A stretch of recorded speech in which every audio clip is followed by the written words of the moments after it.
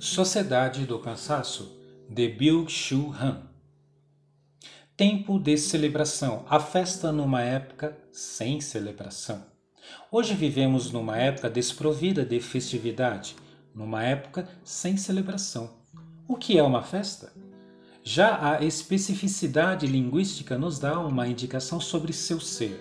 No vernáculo se diz: celebramos uma festa. A celebração acompanha uma temporalidade específica da festa. A palavra celebração destaca a ideia de um objetivo para o qual nos encaminhamos. Na celebração, o que se dá primariamente é que não precisamos nos encaminhar para algum ponto para chegar lá. Na festa, o tempo como sequencial de momentos passageiros e fugídios é suspenso. Adentramos na celebração da festa como adentramos num espaço onde nos demoramos. O adentrar numa celebração se contrapõe ao transcorrer. No adentrar a celebração, não há nada que transcorre e passa. O tempo de festa, num certo sentido, não passa. Em seu ensaio Atualidade do Belo, o filósofo Hans-Georg Gadamer concebe a proximidade específica entre arte e festa a partir da temporalidade que lhe é comum. Abre aspas. A essência da experiência de tempo da arte é que devemos aprender a demorar-nos junto a ela. Talvez essa experiência seja a mais adequada correspondência ao que se costuma chamar de eternidade. Fecha aspas. O tempo da festa é o tempo que não passa. É o tempo celebrativo, em sentido específico. Karl Kerényi escreve a respeito da festa.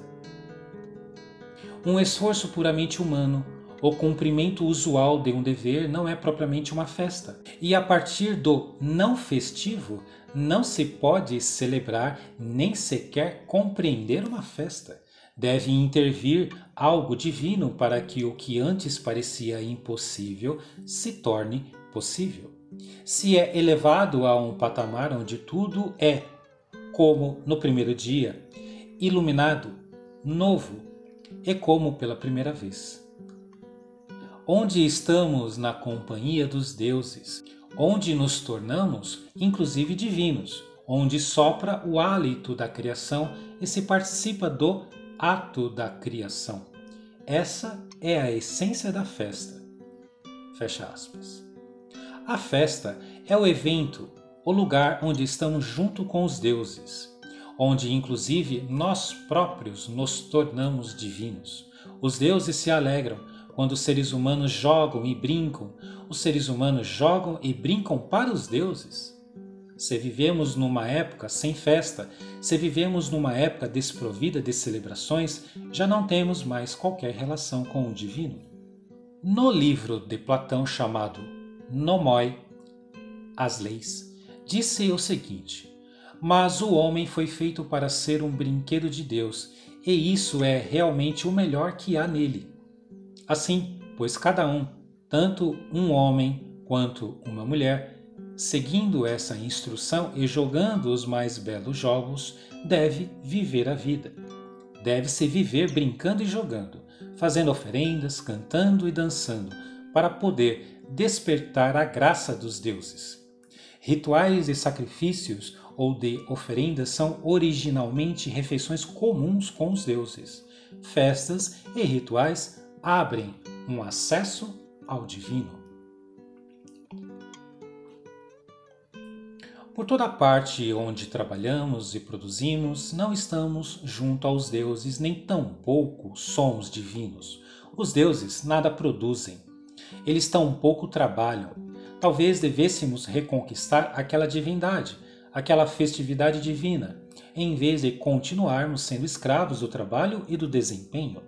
Deveríamos reconhecer que hoje perdemos aquela festividade, aquele tempo de celebração, na medida em que absolutizamos trabalho, desempenho e produção. O tempo de trabalho que hoje está se universalizando destrói aquela época celebrativa, como tempo de festa. A mera desaceleração não produz um tempo de celebração. O tempo de celebração é um tempo que não pode ser acelerado nem desacelerado. O assim chamado aceleracionismo, muito badalado atualmente, não percebe que na crise em que atravessamos atualmente não pode ser alcançado nem pelo processo de desaceleração, nem pela aceleração. Precisamos de uma nova forma de vida, uma nova narrativa, donde possa surgir uma nova época, um outro tempo vital, uma forma de vida que nos resgate da estagnação espasmódica. Tanto a festa quanto a celebração têm uma origem religiosa. A palavra latina feriae significa as ações próprias do culto religioso de um determinado tempo. Fanaum significa sagrado, um lugar consagrado a uma deidade. A festa começa onde cessa o tempo cotidiano profano, literalmente, o que se localiza antes das cercanias sagradas. Então, se é consagrado no tempo celebrativo da festa, quando se suspende aquele umbral, aquela passagem, aquela consagração que separa o sagrado do profano, restará ainda apenas o tempo cotidiano, passageiro, que então será explorado como tempo de trabalho. Hoje em dia, o tempo de celebração desapareceu totalmente em prol do tempo do trabalho, que acabou se tornando totalitário. A própria pausa se conserva implícita no tempo de trabalho. Ela serve apenas para nos recuperar do trabalho, para poder continuar funcionando. O tempo de celebração é um tempo pleno, em contraposição ao tempo de trabalho, como o tempo vazio, que deve ser simplesmente preenchido, que se move entre tédio e ocupação. A festa, ao contrário, realiza um instante de elevada intensidade vital. Hoje, a vida está perdendo cada vez mais intensidade. A vida sadia como sobrevivência é o nível absolutamente mais baixo da vida. E hoje, é ainda possível haver festa? É claro que existem festas hoje em dia. Não são, porém, festas no sentido verdadeiro. Tanto a palavra festa quanto festival remontam à palavra latina festus. Festus significa uma referência aos dias definidos para ações religiosas. As festas ou festivais de hoje são eventos ou espetáculos. A temporalidade do evento é contrária à temporalidade da festa. O evento remonta à palavra latina eventus. Eventus significa vir a acontecer de repente, acontecer. Sua temporalidade é a eventualidade. A eventualidade pode ser qualquer coisa, menos necessidade de tempo celebrativo. É a temporalidade da própria sociedade atual que perde contato com tudo que é vinculativo, com tudo que estabelece laços. Na sociedade do trabalho e do desempenho de hoje, que apresenta traços de uma sociedade coativa, cada um carrega consigo um campo de trabalho. A característica específica desse campo de trabalho é que cada um é ao mesmo tempo detento e guarda, vítima e algoz, senhor e escravo. Nós exploramos a nós mesmos. O que explora é ao mesmo tempo o explorado. Já não se pode distinguir entre algoz e vítima. Nós nos otimizamos rumo à morte para melhor poder funcionar. Funcionar melhor é interpretado fatalmente como melhoramento do si mesmo. A autoexploração é muito mais eficiente que a exploração estranha, pois caminha de mãos dadas com o sentimento de liberdade. Paradoxalmente, o primeiro sintoma do burnout é a euforia. Lançamo-nos eufóricos ao trabalho. Por fim, acabamos quebrando. Na época do relógio de ponto, era possível estabelecer uma clara separação entre trabalho e não trabalho. Hoje, edifícios de trabalho e salas de estar estão todos misturados. Com isso, torna-se possível haver trabalho em qualquer lugar e a qualquer hora. Laptop e smartphone formam um campo de trabalho móvel. A Revolução Clássica tinha como meta superar as relações de alienação do trabalho. A alienação significa que no trabalho o trabalhador já não reconhece a si mesmo. Segundo Marx, o trabalho é uma contínua autodesrealização. Hoje, vivemos numa época pós-marxista. No regime neoliberal, a exploração tem lugar não mais como alienação e autodesrealização, mas como liberdade e autorrealização. Aqui não entra o outro como explorador, que me obriga a trabalhar e me explora. Ao contrário, eu próprio exploro a mim mesmo de boa vontade na fé de que possa me realizar. E eu me realizo na direção da morte. Otimizo a mim mesmo para a morte. Nesse contexto, não é possível haver nenhuma resistência, levante ou revolução. Vivemos numa fase histórica muito específica, na qual a liberdade evoca uma coação a si mesmo. A liberdade das habilidades gera até mais coações do que o dever disciplinar, que profere ordens e proibições. O dever possui um limite, mas a habilidade não possui limite algum. Está aberta para elevar-se e crescer. Assim, a coação que provém da habilidade é ilimitada. Com isso, nos vemos colocados numa situação paradoxal. A liberdade é propriamente a contrafigura da coação. Ser livre significa ser livre de coações, apenas que essa liberdade, que tem de ser o contrário da coação, gera ela própria coações. As enfermidades psíquicas, como a depressão ou o burnout, são a expressão de uma profunda crise da liberdade. São um sinal patológico de que hoje a liberdade está se transformando em coação. É bem possível que a sociedade antiga fosse bem mais repressiva que a atual, mas hoje não somos essencialmente livres. A repressão cede lugar à depressão. A vida hoje se transformou num sobreviver. A vida, enquanto um sobreviver, acaba levando à histeria da saúde. A pessoa sadia irradia paradoxalmente um quê de mórbido, um algo de sem vida.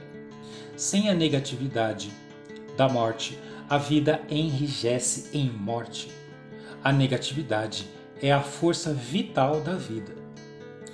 Theodor W. Adorno escreve em sua Mínima Moralia: o proliferar do elemento saudável já é como tal sempre também a enfermidade.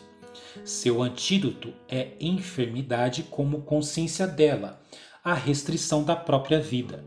Essa enfermidade curativa é o belo. Ela ordena uma parada à vida e com isso dá ordem à sua decadência. Mas se nega a enfermidade em prol da vida, a vida hipostasiada, por força de seu cego desvinculamento de outros momentos, acaba incidindo precisamente nesse elemento destrutivo e mau, no elemento impertinente e vanglorioso. Quem odeia o destrutivo tem de odiar também a vida. É só o morto que serve de comparação do vivente não desfigurado. A sociedade atual do sobreviver, que absolutiza o sadio, destrói precisamente o belo. A mera vida sadia, que hoje adota a forma de sobreviver histérico, converte-se no morto. Sim, num morto-vivo. Nós nos transformamos em zumbis saudáveis e fitness, zumbis do desempenho e do botox. Assim hoje, estamos por demais mortos para viver e por demais vivos para morrer. O homem não nasceu para o trabalho. Quem trabalha não é livre. Para Aristóteles, o homem livre é alguém independente das necessidades da vida e das suas coações. Ele tem à disposição 3 formas de vida livre. Primeiramente, a vida que se volta ao gozo das coisas belas. Depois, a vida que produz belos atos na polis. E por fim, a vida contemplativa, que se conserva na investigação daquilo que não passa, se mantém no âmbito da beleza perene. Segundo isso, são livres os poetas, os políticos e os filósofos. Esses se distinguem daquelas formas de vida que meramente servem para a conservação da vida. Assim, a vida do comerciante, voltada para o lucro, não é livre. Para Hannah Arendt, as 3 formas de vida livre têm em comum o fato de as 3 se desenrolarem no âmbito do belo, isto é, na sociedade de coisas que não são necessariamente usadas e que até sequer são úteis para algo determinado. A salvação do belo é igualmente o resgate do político. Hoje, parece que a política vive ainda apenas de decretos de urgência. Já não é livre. Isto quer dizer, hoje já não há política. Se ela já não admite nenhuma alternativa, acaba se aproximando de uma ditadura, da ditadura do capital. Os políticos que hoje se degradaram em capangas do sistema, que no melhor dos casos são hábeis administradores da economia doméstica ou contadores, não são mais políticos no sentido aristotélico. Agir no sentido enfático é o que perfaz a vida do político. Ele não está submisso ao veredito da necessidade e da utilidade. As organizações sociais são necessárias para a convivência humana. Por causa dessa necessidade, não pertencem ao caráter político. Nem a necessidade nem a utilidade são categorias que pertencem ao bios políticos. O político, enquanto homem livre, precisa agir. Ele deve produzir belos atos, belas formas de vida, para além daquilo que se faz necessário e útil à vida. Deve, por exemplo, modificar a sociedade, no sentido de possibilitar um incremento de justiça, um aumento de felicidade. Agir político significa fazer com que surja algo totalmente novo, ou o nascimento de uma situação social nova. O argumento muito conhecido, segundo o qual não há outra alternativa, nada mais significa que o fim da política. Hoje, os políticos trabalham muito, mas não agem. O neoliberalismo, que gera muitas injustiças, não é algo muito bonito. A palavra inglesa fair significa tanto justo quanto belo. Também a palavra fagar, antigo alto-alemão, significa belo. Originalmente, a palavra fegen significa deixar brilhando. O duplo sentido de fair é uma indicação marcante de que, originariamente, beleza e justiça se sustentam na mesma ideia. A justiça é vista como bela. Há uma sinestesia especial que liga a justiça com a beleza, como ensina o filósofo Giorgio Agamben. Profanação significa atribuir às coisas um uso diferente, um uso livre, um uso com objetos estranhos para além de suas conexões funcionais originárias. Abre aspas. Quando estão brincando com alguma tralha velha que lhe caiu nas mãos, as crianças transformam em brinquedo qualquer coisa, mesmo que sejam objetos do campo da economia, da guerra, do direito e de outras atividades, que nós usualmente consideramos algo sério. Um automóvel, uma arma de fogo, um contrato jurídico, num piscar de olhos, se transformam num brinquedo. Em meio à crise financeira na Grécia, assistimos a um fenômeno que serve de sinal que aponta para o futuro. Crianças brincando encontraram nas ruínas de uma casa um grande maço de notas de dinheiro. Dele fizeram um uso bem diferente que o usual. Usaram o dinheiro para brincar e acabaram rasgando-o todo. Possivelmente essas crianças anteciparam nosso próprio futuro. O mundo está em ruínas. No meio dessas ruínas, nós mesmos brincamos como aquelas crianças com cédulas de dinheiro e acabamos também rasgando-as. Essas crianças gregas profanam o dinheiro, o capital, o novo ídolo, fazendo um uso bem diferente desse material, a saber, um brinquedo. A profanação transforma o dinheiro, que hoje é fetichizado, de forma bem marcante num brinquedo. Esses episódios acabam se tornando algo bem incomum em razão de terem ocorrido precisamente num país que hoje sofre terrivelmente sob o jugo do capital, sob o terror do neoliberalismo. Trata-se, de fato, de um terrorismo do capital e do capitalismo financeiro. Aquele episódio incomum que se deu na Grécia possui um caráter eminentemente simbólico. Acena como um sinal vindo do futuro. Hoje há que se profanar o trabalho, a produção, o capital, o tempo de trabalho, transformando-os em tempo de jogo e de festa. Também a beleza está referida ao caráter de festa.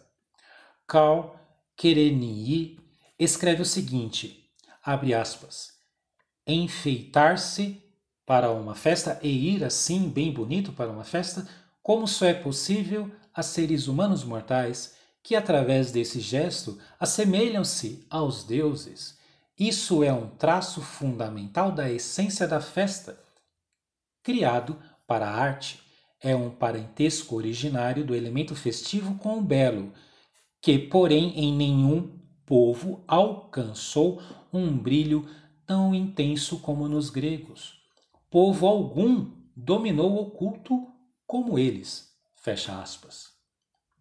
Os gregos fizeram brilhar maravilhosamente os elementos da beleza, da festa e do culto.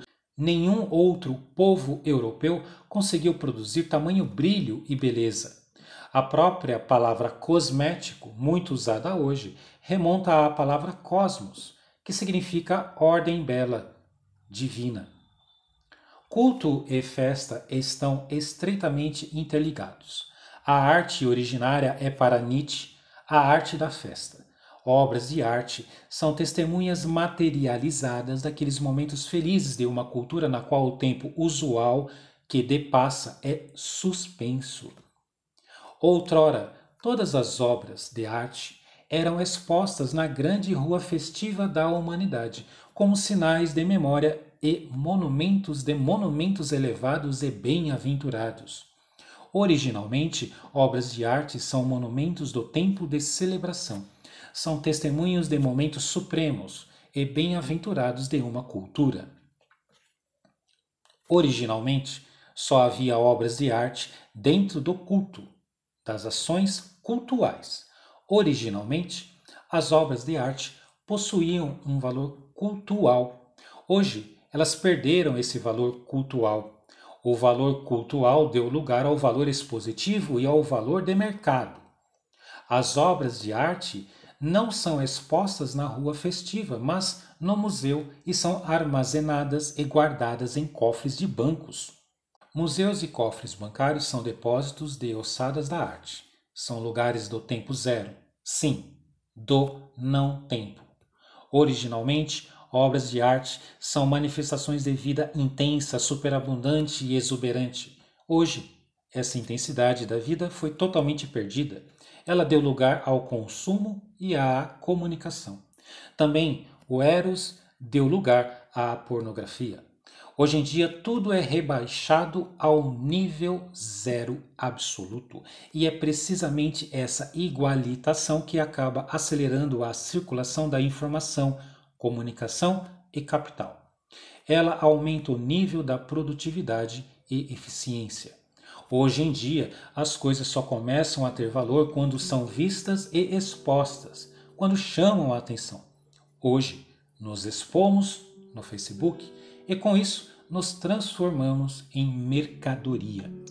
Originariamente, a palavra produção não significa fabricação e confecção, mas levar para diante, tornar visível. Na língua francesa, é possível ainda ver que esse nível de significação fundamental da palavra produção ainda se mantém vivo. Se produire significa entrar em cena, mostrar-se, também no vernáculo ainda podemos sentir esse significado no uso pejorativo de produzir-se, no sentido de comportar-se como fanfarrão, fazer-se de importante. Sim, hoje nós nos fazemos importantes nas redes sociais, no Facebook.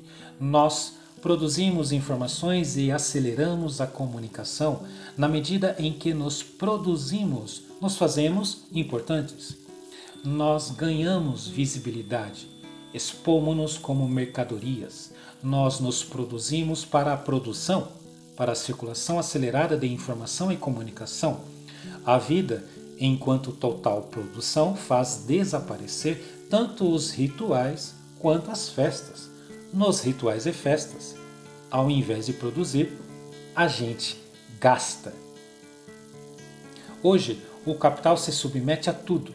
Lifetime, value, significa a totalização dos valores que podem ser auridos de uma pessoa como cliente, quando se comercializa cada momento de sua vida.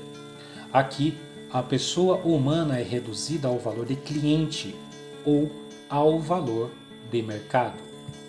A intenção que está ao fundo desse conceito é que toda a pessoa, toda a sua vida é transformada num valor puramente comercial. O hipercapitalismo atual dissolve totalmente a existência humana numa rede de relações comerciais. Já não existe nenhum âmbito da vida que consiga se eximir da degradação provocada pelo comércio. O hipercapitalismo transforma todas as relações humanas em relações comerciais. Ele arranca a dignidade do ser humano, substituindo-a completamente pelo valor de mercado. No mundo de hoje, tudo que é divino e festivo ficou obsoleto. Tudo se transformou numa grande e única loja comercial. Assim chamada economia sharing está transformando a cada um de nós em vendedor, sempre espreitando na busca de clientes.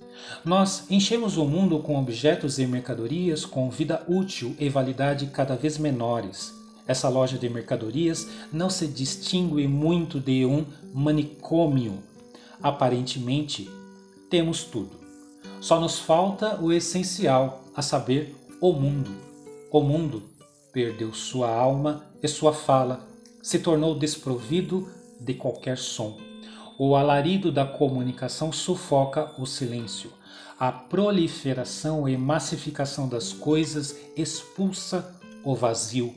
As coisas superpovoam céu e terra. Esse universo mercadoria não é mais apropriado para se morar. Ele perdeu toda a relação para com o divino, para com o sagrado, com o mistério, com o infinito, com o supremo, com o elevado. Perdemos toda a capacidade de admiração. Vivemos numa loja mercantil transparente, onde nós próprios, enquanto clientes transparentes, somos supervisionados e governados. Já é tempo de rompermos com essa casa mercantil. Já é hora de transformar essa casa mercantil novamente numa moradia, numa casa de festas, onde valha mesmo a pena viver.